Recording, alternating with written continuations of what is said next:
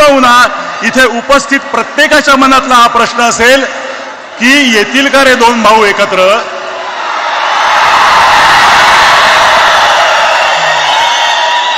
कोणी दोघांशी बोलून होईल का हो काही? पण असं दुसऱ्या तिसऱ्याने बोलून ऐकणार असतील तर ते ठाकरे कसले?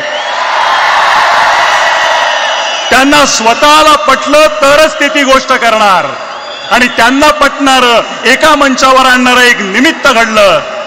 मराठी भाषेवर अन्याय करण्याचा प्रयत्न झाला आणि हे दोन वाघ चवताळून उठले.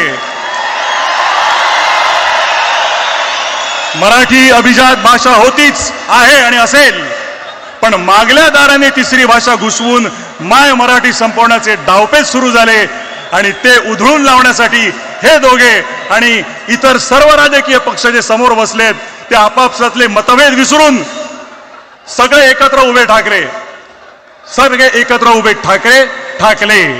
फक्त राजकीय पक्ष नव्हे तर अनेक सामाजिक संघटना, साहित्यिक, कलावंत, पत्रकार, शेतकरी, कामगार आणि मराठी माणूस एक झाला.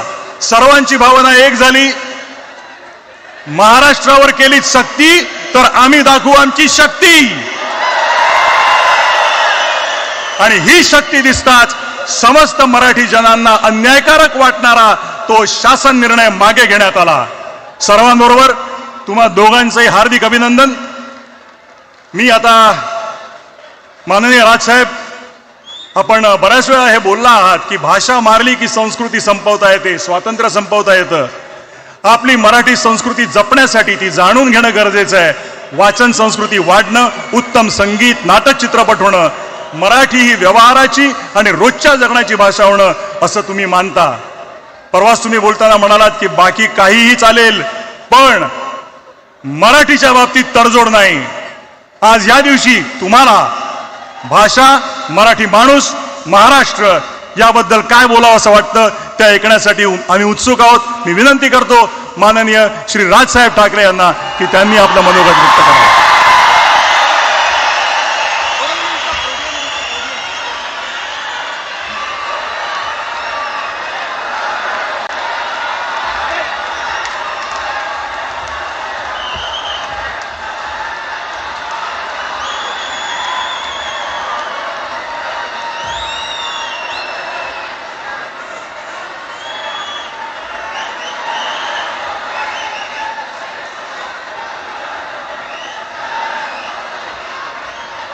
Check.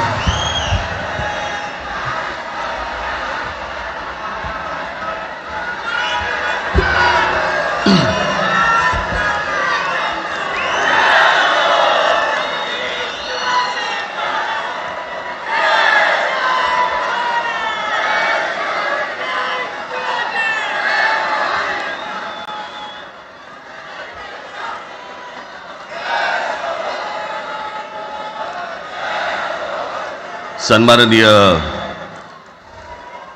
उद्धव ठाकरे,